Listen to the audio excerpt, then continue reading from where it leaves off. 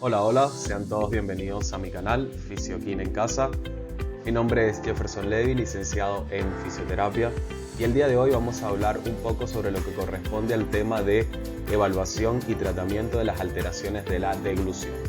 Sin más nada que decir, bienvenidos nuevamente y arrancamos. Entonces, básicamente vamos a comenzar a dar una leve introducción de lo que corresponde el pasaje del alimento. ¿Cómo pasa esto? Vamos a ver el siguiente videito. El alimento comienza en la boca, donde es degradado mediante la masticación, facilitado por reacciones químicas y enzimáticas, comenzando por la saliva y denominado bolo alimenticio, esto que se ve aquí violeta. Este bolo alimenticio lo deglutimos, es decir, lo tragamos, y es pasado por el esófago, donde es transportado a través del tórax hasta el estómago.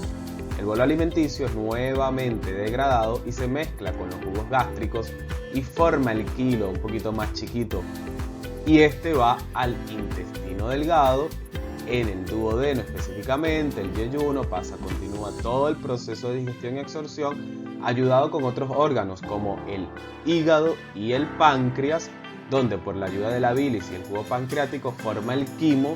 Este quimo es transportado por la sangre, llevando los nutrientes donde sea necesario, y la otra parte es transportado por lo que corresponde el colon ascendente, toda la parte del colon hasta su parte terminal, que sería el ano, donde lo defecamos, la parte que no necesitamos. Ciertamente a la definición de deglución. ¿Qué es la deglución, como muestra la imagen? Bueno, sencillamente es la actividad de transportar sustancias sólidas, líquida y saliva desde la boca hacia el estómago. Este mecanismo se logra gracias a que, a fuerzas, movimientos y presiones dentro del complejo orofaringo-laringeo. De esta manera tenemos el mecanismo de la deglución. ¿Cómo se divide? Bueno, se divide en etapas. Se divide específicamente en 4 etapas: la etapa oral preparatoria, la etapa oral, la etapa faríngea y la etapa esofágica, siendo una de las más relevantes la etapa faríngea, donde se dispara el reflejo de deglución, la protección de las vías aéreas mediante la aproximación con fuerza de los pliegues vocales de la laringe, generando el cierre glótico, la elevación del hueso dioides y la laringe, que genera la báscula epiglótica y que hace que, junto con el movimiento posterior de la lengua, quede oculta, es decir, la laringe queda oculta bajo la misma. Y finalmente, en el caso de que estos mecanismos de protección que se originan en la etapa faríngea falle, tenemos la tos. Somos capaces de toser voluntariamente o involuntariamente, lo cual nos permite expulsar fuera de las vías respiratorias inferiores cualquier partícula alimentaria que haya podido acceder a la misma. La deglución requiere una serie de contracciones musculares interdependientes y coordinadas, que ponen en juego a 6 pares craneales, 4 nervios cervicales y más de 30 pares de músculos a nivel bucofonador. Algunos que les puedo mencionar: tenemos los pares craneales como el trigémino, que es uno de los más importantes, el 5.º par craneal, el facial, el 7.º par craneal, el glosofaringio, hay que mencionarlo, el 9.º par craneal, el vago, el 10.º, el accesorio o, como también se puede llamar, espinal, el 11.º. Tenemos pares cervicales que intervienen también en este proceso, como el nervio cervical transverso, el nervio auricular magno, el nervio occipital menor, entre otros. De todos modos, más adelante vamos a ver la parte del apartado de los músculos. Otra cosa importante también que cabe señalar es lo que corresponde al proceso de cómo funcionan las vías, el sistema nervioso, cómo funciona ese estímulo. Bueno, los impulsos sensitivos se dirigen al tronco encefálico, específicamente al centro de la deglución, que está situado a nivel del bulbo raquídeo, donde se inicia una serie de impulsos motores transmitidos a través de, como ya les mencioné anteriormente, los pares craneales, los nervios craneales. La coordinación y el sincronismo en el transporte del bolo alimenticio por cada una de estas etapas es regulada por un sistema de válvulas que se ven acá en la imagen y escrito acá. Un sistema de válvulas que, ¿para qué? Bueno, estas válvulas se abren y se cierran de forma precisa, de forma puntual, lo que nos asegura la eficacia de la deglución. Las válvulas que intervienen son 5: los labios, el velo lingual, el velo faríngeo o nosofaríngeo, como sale acá, el cierre del vestíbulo laríngeo, que da dado técnicamente por el descenso de la epiglotis y de las cuerdas vocales y de la glotis, y lo que corresponde al esfínter esofágico superior, que está acá escrito. El esfínter esofágico superior, en la mayoría de los libros lo encontramos como EES.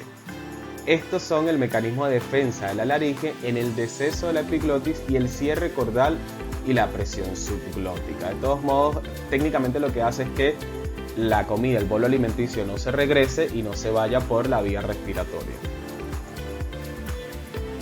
La disfagia es definida entonces como un síntoma que presenta dificultad para la deglución, lo cual implica la progresión dificultosa del bolo alimenticio de la boca al esófago. Tenemos que los síntomas es bien sabido que no se pueden observar y no se manifiestan en exámenes médicos. La Organización Mundial de la Salud define síntoma como cualquier fenómeno anormal, funcional o sensitivo percibido por el enfermo, indicativo de una enfermedad. Entonces la disfagia no es una enfermedad en sí, es un síntoma que hay que tratar. La disfagia puede ocasionar posibles complicaciones, como puede ser desnutrición, deshidratación, neumonías o por aspiración silente y obstrucción de la vía aérea superior. Cabe acotar que se define aspiración al ingreso del material orofaríngeo por debajo del plano glótico. Cuando el material queda por encima de las cuerdas vocales en el espacio supraglótico, que también lo podemos tener el material del bolo alimenticio, se denomina penetración.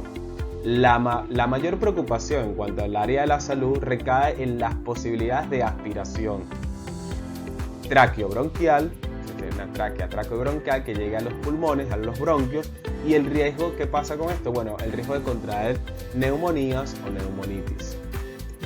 Un dato importante es que no debemos olvidar nunca la dimensión social de las comidas. El comer es uno de los elementos de socialización y disfrute por excelencia en nuestra cultura. A pesar de su relevancia, con frecuencia observamos que son uno de los trastornos más descuidados por parte de los profesionales de la salud. Esto está un poco para justificarlo en relación con el hecho de que el problema más apremiante para el participante, el usuario, el paciente, como quieran nombrarlo, suele ser otro. Por ejemplo, se me ocurre que en el caso de un accidente cerebrovascular, lo apremiante es que la persona vuelva a caminar. Pero no obstante, debemos resaltar, no debemos infravalorar el papel que realiza el sistema orofacial, porque de él depende la correcta nutrición de la persona y es un hecho clave para el desarrollo del potencial plástico del cuerpo durante el tratamiento tras una lesión. También es muy importante la respiración, la comunicación, el habla, la socialización. Entonces no se debe descuidar este papel. Siendo así, tenemos grados de disfagia. Entonces, la disfagia se puede dividir en 5 grados. Entonces, evaluamos a la persona, evaluamos al participante. Yo uso participante porque en la clasificación internacional de la funcionalidad lo establece como toda persona capaz de involucrarse en una actividad vital. Entonces, las personas se involucran en su proceso de rehabilitación, son participantes. Tenemos entonces que 3, 4, 5 grados. El grado normal significa que hay una masticación y deglución segura, eficiente en todas las consistencias de los alimentos.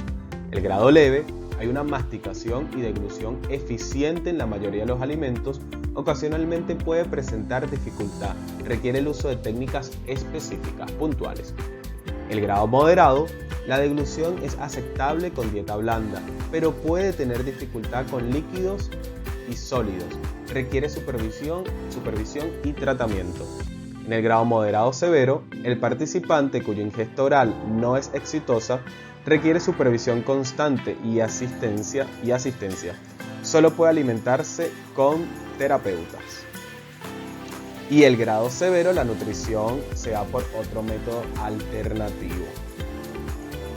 Tenemos a su vez la clasificación de la disfagia. Esta es muy sencilla porque va en correlación con la etapa de la deglución. Simplemente se le agrega la denominación disfagia. Entonces tenemos la disfagia oral preparatoria, la cual es una dificultad en tomar alimentos y poder formar el bolo. Tenemos disfagia de fase oral, que es dificultad de controlar el bolo alimenticio y lograr la propulsión del mismo. Disfagia de fase faríngea, donde la dificultad en lograr el vaciamiento faríngeo. Y tenemos disfagia de fase esofágica, donde hay una disminución del peristaltismo esofágico. ¿Cuáles serían los síntomas que presenta la persona con esto? Bueno, tenemos que los participantes presenten tos y ahogos durante o después de la comida, hay que estar vigilando. Tenemos cambios en la tonalidad de la voz luego de la deglución de alimentos. Tenemos arcadas y regurgitación nasal. Otros síntomas que podemos encontrar es la incapacidad de mantener los labios juntos, hay un reducido control de la lengua, hay un dolor al tragar denominado odinofagia y hay una dificultad en la masticación. Otros síntomas que podemos encontrar también hay una hipercialorrea, hay un babeo, dificultad para mantener el alimento dentro de la boca, hay una pérdida de peso por etiología desconocida, no se sabe por qué estoy bajando de peso, si no he hecho cambios de hábitos saludables, si no ha involucrado un gasto calórico, si no ha involucrado dieta, bueno, hay un pérdida de peso desconocido, hay un aumento de secreciones traqueobronquiales y hay neumonías a repetición. Ahora vamos a ver un poco sobre lo que corresponde al tratamiento fisioterapéutico o kinesiológico de la disfagia. Tenemos por otra parte lo que sería cómo verlo, ¿no? Tenemos una parte de evaluación clínica, un videofluoroscopía y una videoendoscopía diagnóstica. Las limitaciones de la exploración clínica son principalmente la detección de las penetraciones y las aspiraciones silentes, por lo que se hace necesario una exploración complementaria como son estas dos tomas de acá, que permiten visualizar tanto la fase oral como la faringia, así como el diagnóstico de aspiraciones silentes, que es lo que más nos preocuparía en este caso.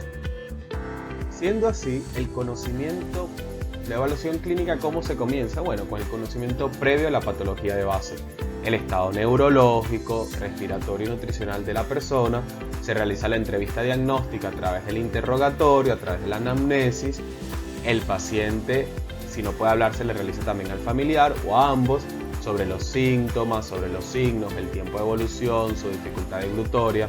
Se realiza la evaluación de la movilidad y el tono de la musculatura orofacial.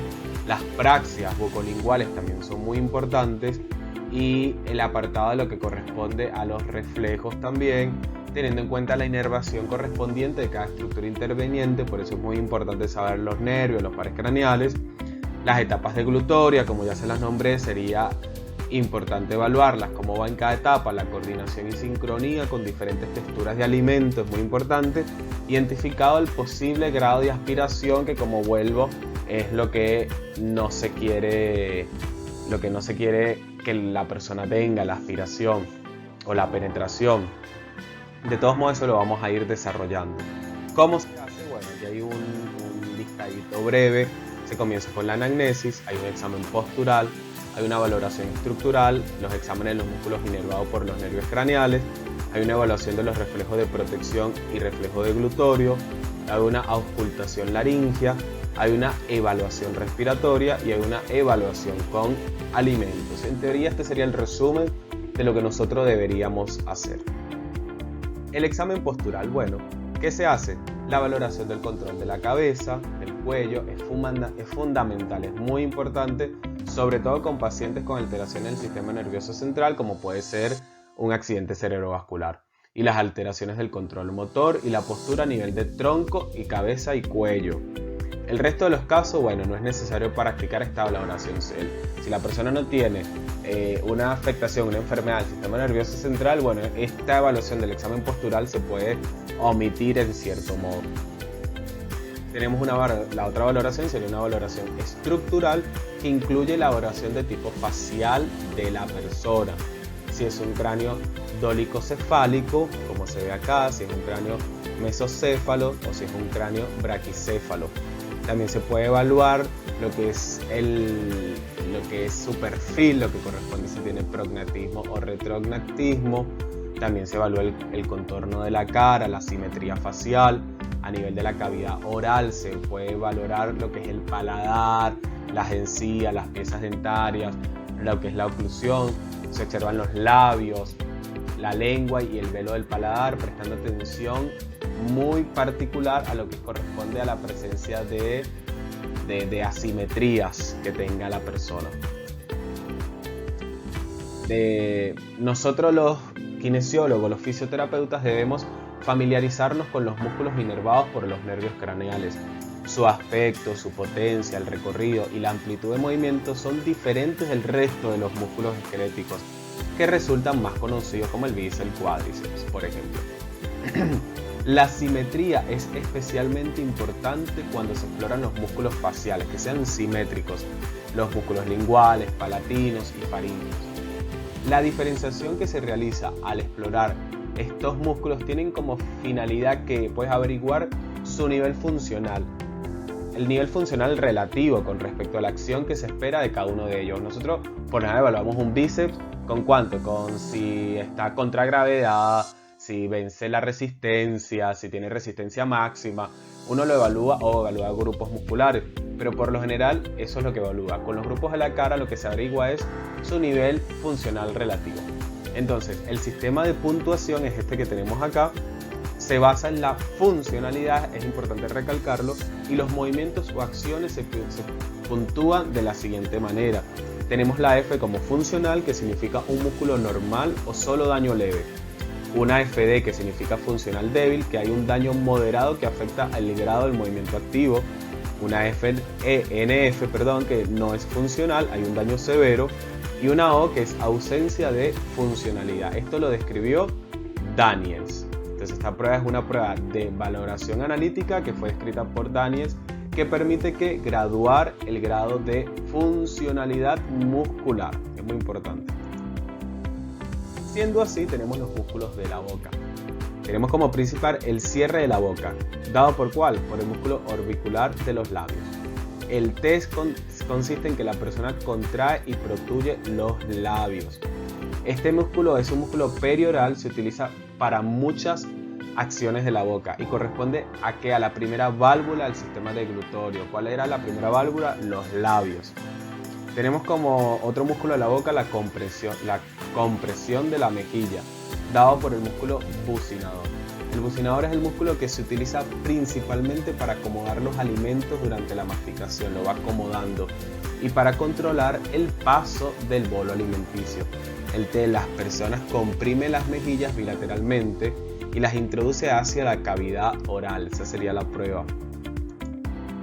Tenemos los músculos de la masticación, como lo son la apertura de la mandíbula, dada por los músculos pterigoideos externos y el músculo suprayoideos. La prueba consiste en que la persona abre la boca todo lo posible y se mantiene frente a una resistencia manual. Es decir, el kinesiólogo, el terapeuta, el evaluador va a poner una resistencia manual y la persona va a abrir la boca. Tenemos el cierre mandibular, que hay una elevación de la mandíbula dada por el macetero, el temporal y el pterigoideo interno. El test consiste en que la persona encaja herméticamente las mandíbulas. Tenemos por otro lado el desplazamiento lateral de la mandíbula dado por el pterigoideo externo e interno. Cuando la persona desplaza la mandíbula hacia la derecha, por ejemplo, ¿qué actúa? El pterigoideo externo, actúa al mismo lado. Si la mandíbula se desplaza hacia la derecha, actúa el pterigoideo externo derecho. Y el pterigoideo interno izquierdo, ese es contralateral el izquierdo. El desplazamiento hacia el lado izquierdo, entonces se invierte, se realiza por el pterigoideo externo izquierdo y el pterigoideo interno derecho. En las acciones de estos músculos, cuando el paciente abre la boca, se produce una desviación de la mandíbula hacia el lado lesionado.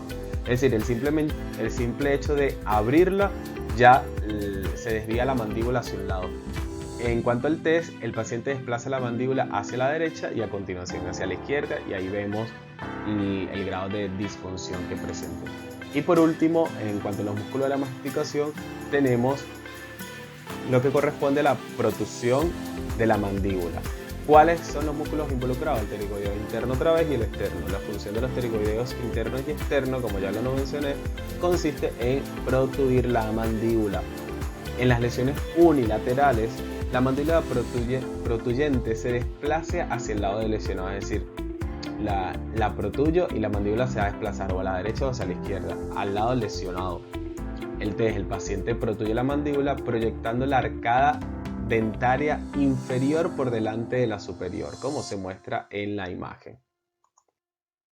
Tenemos los músculos de la lengua, pues la exploración de la lengua comienza por la observación de la lengua estando en reposo sobre el piso de la boca y se le pide a la persona que haga una protusión. Los músculos involucrados serían el genigloso y las fibras posteriores del genigloso. El paciente protuye la lengua, la saca la lengua, de modo que la punta se extiende hacia afuera más allá de los labios. Tenemos por otra parte la desviación de la lengua por el genio-gloso y otros músculos. El paciente protuye la lengua y la desplaza hacia un lado y a continuación hacia el otro. Y por último, la retracción de la lengua dada por el genio-gloso y las fibras anteriores y el estilogloso. El paciente retrae la lengua desde la posición de protusión, como si fuese a tomarse un medicamento, pero en este caso no lo hace con nada, simplemente desde la posición de protusión lo que hace es la retracción, la lengua la esconde. Tenemos los músculos de la lengua. La elevación posterior de la lengua está dada por el estilogloso y el palatogloso. El test consiste en que el paciente eleva lo que sería encorve la lengua, el dorso de la lengua por su porción posterior. En cuanto al acanalamiento de la lengua lo da el genio-gloso y los músculos intrínsecos. ¿Qué hace esta persona? Bueno, la persona desplaza la lengua hacia abajo y dobla los bordes laterales hacia arriba, así como se muestra en la imagen, originando un canal o tubo que facilita la acción de aspirar y dirigir los alimentos hacia la faringe. La incapacidad para realizar este movimiento no se debe interpretar como deficiencia, ya que se trata de un carácter hereditario dominante y su presencia o ausencia dependen de esta característica, es decir, no es relativamente que la persona que presente alguna alteración en el acanalamiento de la lengua quiere decir que hay una alteración en alguna de las etapas de la deglución, no. Y tenemos por último la punta o doblado de la lengua, que sería dada por los músculos lingual superior y lingual inferior. En el test la persona protuye la lengua y la dobla hacia arriba hasta tocar las arrugas palatinas y a continuación hacia abajo hasta tocar la barbilla. Por otro lado tenemos los músculos de la faringe. La función de los músculos de la faringe se explora observando su contracción durante la fonación, mientras habla, y la elevación de la faringe durante la deglución. Mientras traga, posiblemente con saliva, siempre se hace la prueba que trague normal, que no trague nada. Estos músculos de la faringe son el músculo estilofaringio, el músculo salpingofaringio y el músculo palatofaringio, y los músculos constrictores tramo superior, medio e inferior.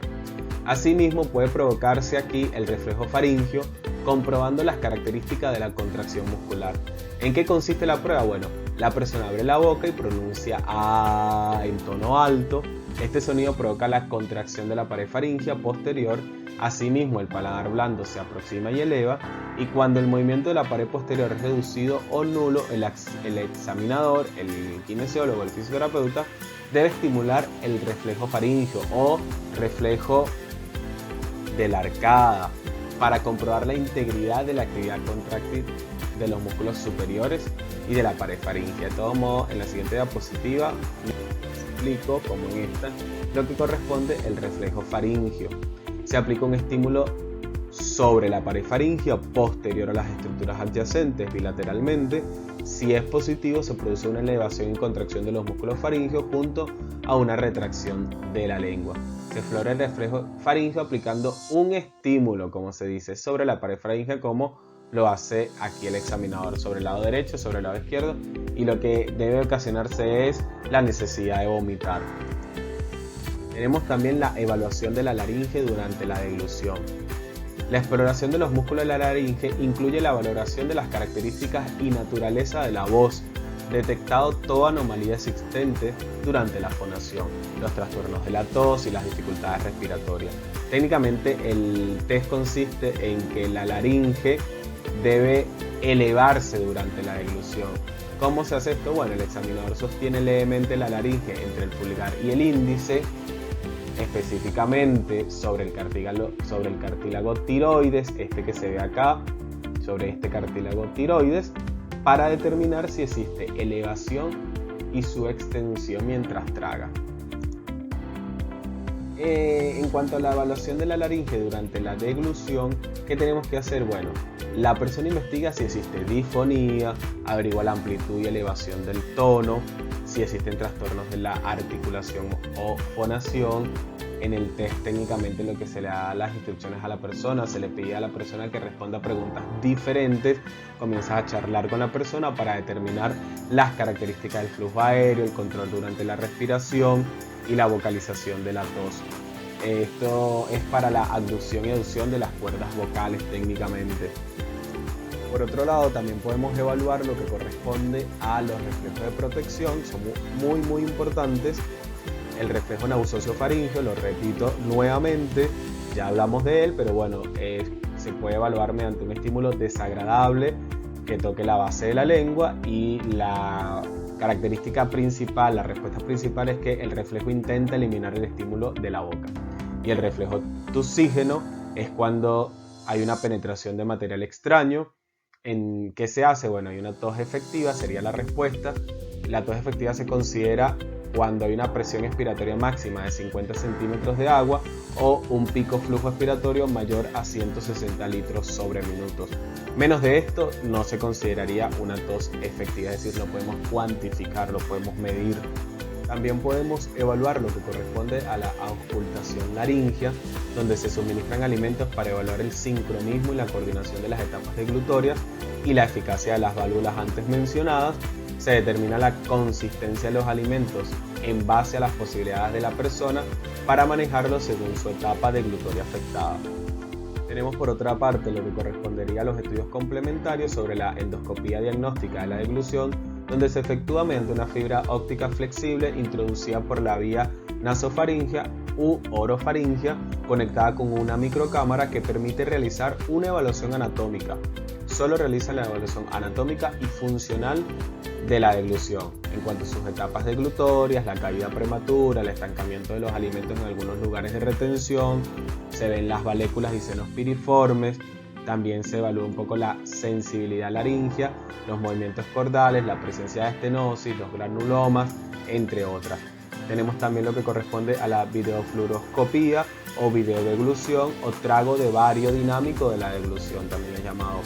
Su objetivo es estudiar en forma dinámica todas las fases que componen el acto deglutorio, es decir, en forma dinámica, definir las anormalidades anatómicas y funcionales que causan los síntomas del paciente, identificar y evaluar la estrategia de tratamiento que permita al individuo alimentarse de manera segura.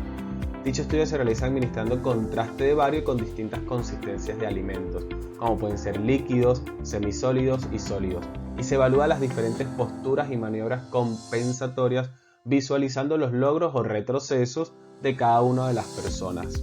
Estos estudios son súper objetivos, súper fiables, súper válidos. Y bueno, ¿para qué me sirve todo esto? ¿Para qué puedo saber todo esto? Para crear estrategias de tratamiento. El objetivo de la rehabilitación de la disfagia orofaríngea es lograr que una deglución segura y eficaz, intentando recuperar la función o pérdida, comenzando a implementar un nuevo mecanismo que reemplace al anterior y permita una alimentación oral segura. Eso es lo que se tiene que lograr, es nuestro objetivo macro en este caso de la deglución.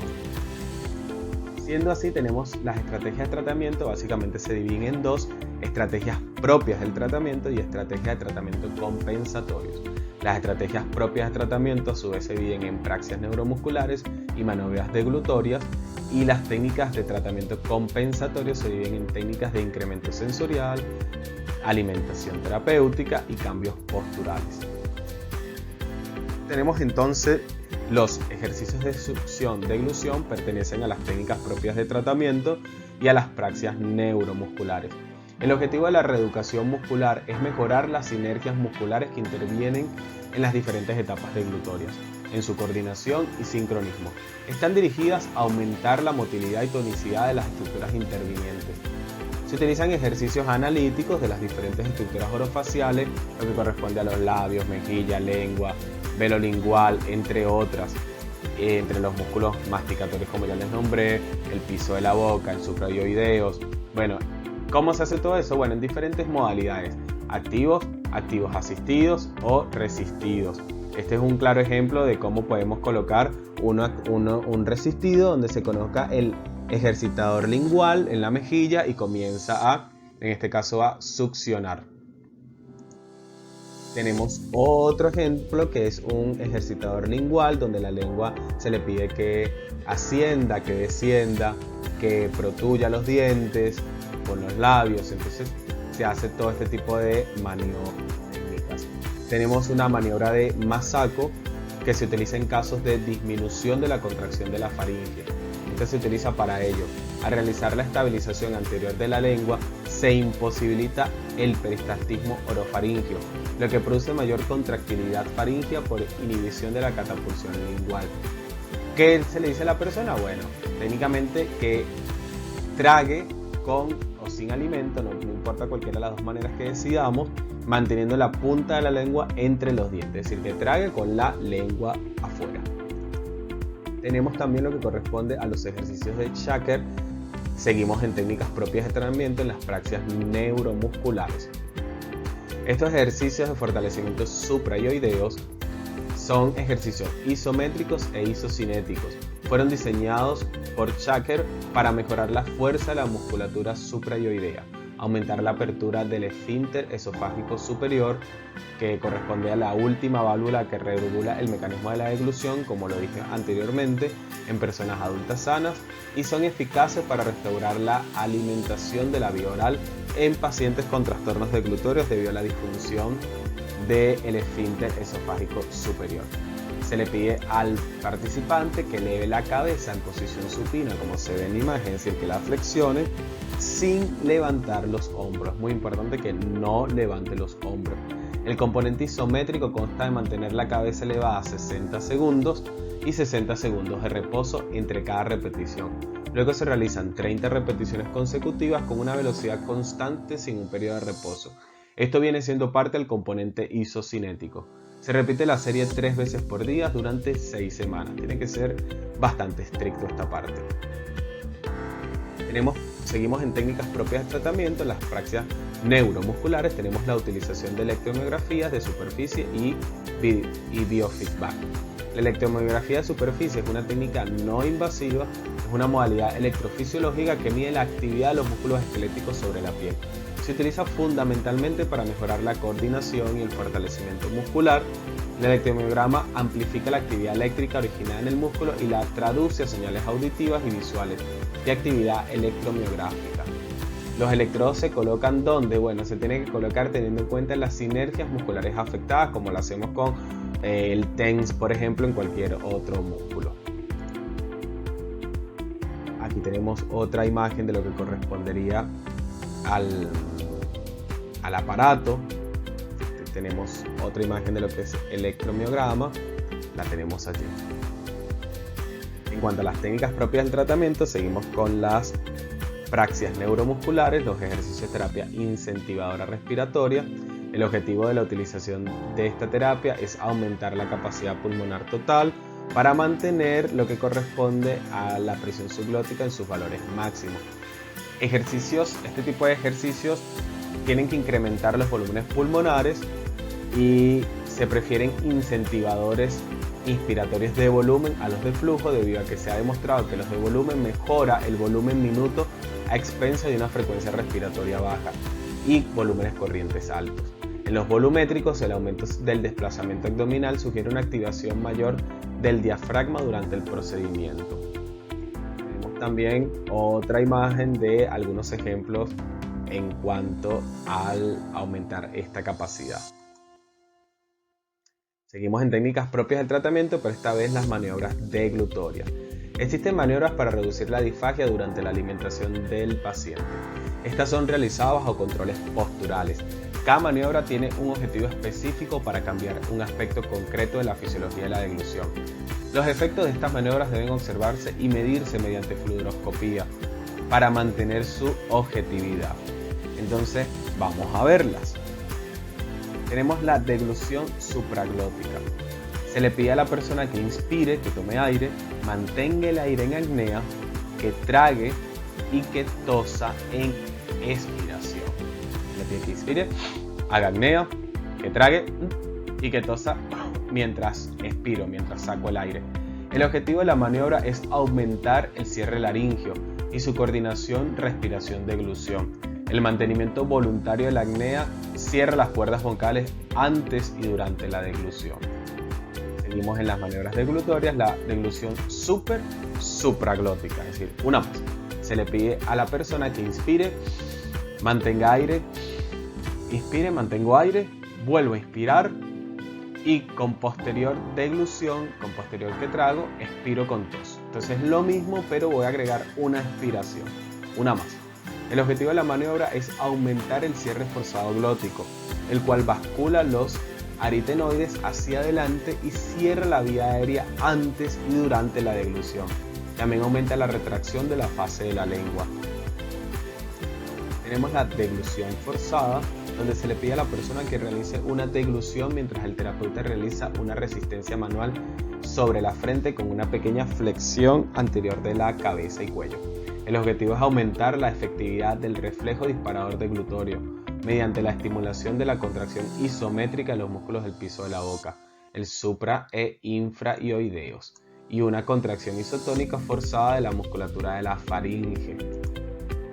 Por otra parte tenemos la maniobra de Mendelssohn. El terapeuta toma el cartílago tiroides, lo vuelve a tomar entre el pulgar y el índice, se le pide al paciente que trague y al mismo tiempo realiza una elevación anterior del cartílago tiroides, manteniéndola durante 3 segundos. El objetivo es facilitar el ascenso laríngeo para que la faringe gane su espacio, facilitando la apertura del esfínter esofágico superior.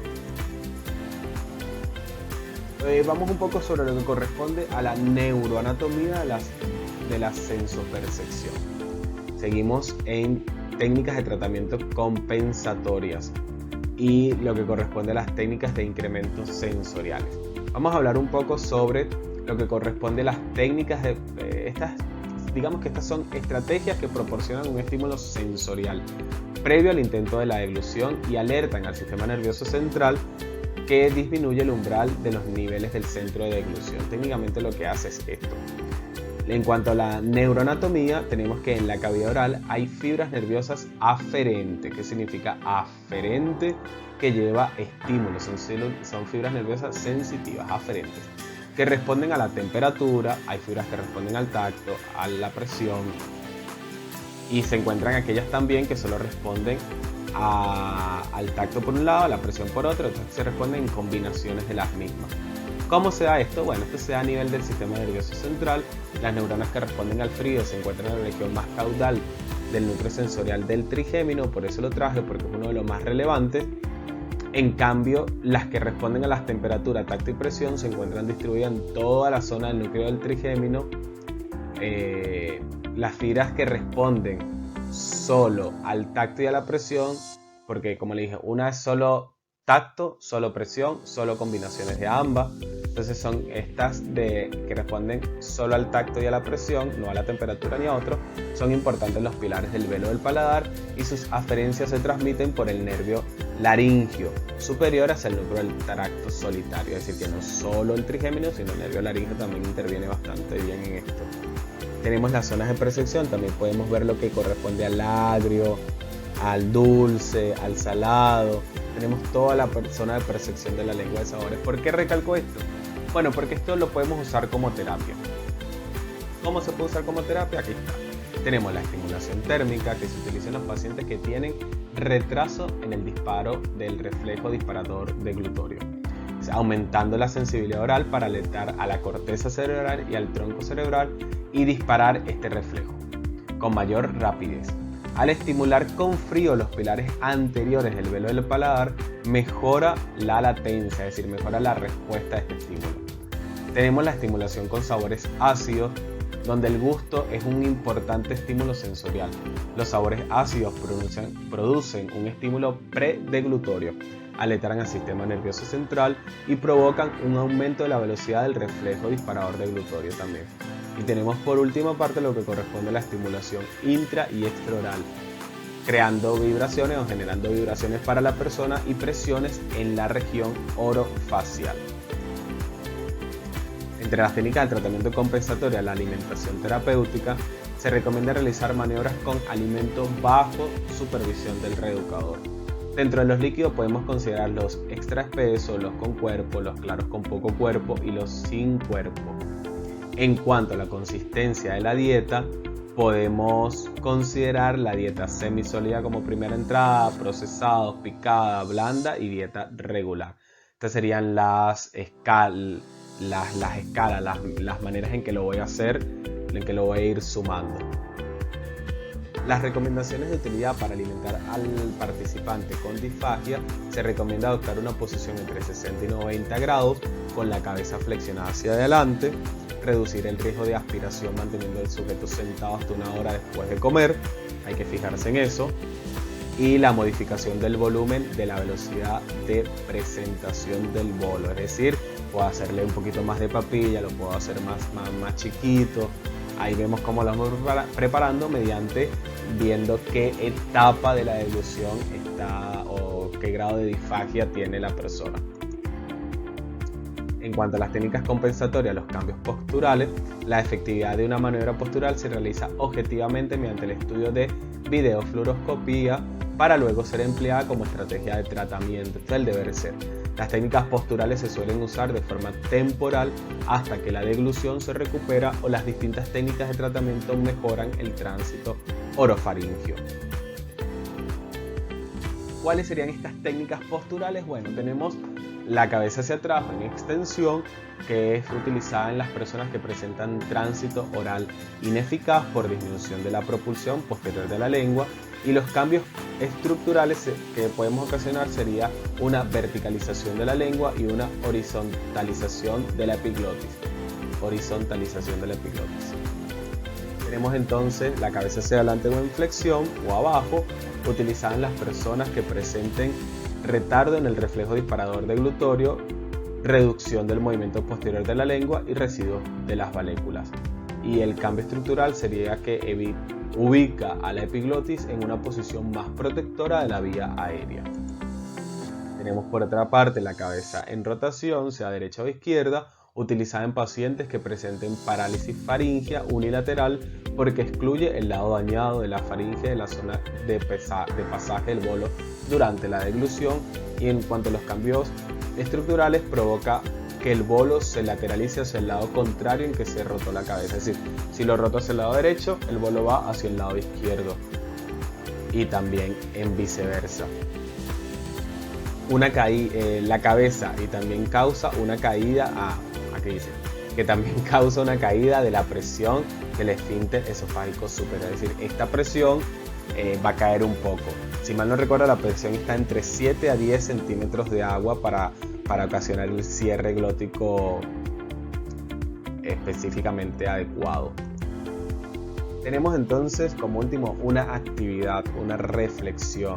¿En qué consiste? Bueno, van a aparecer una serie de videos, los cuales vamos a mirar.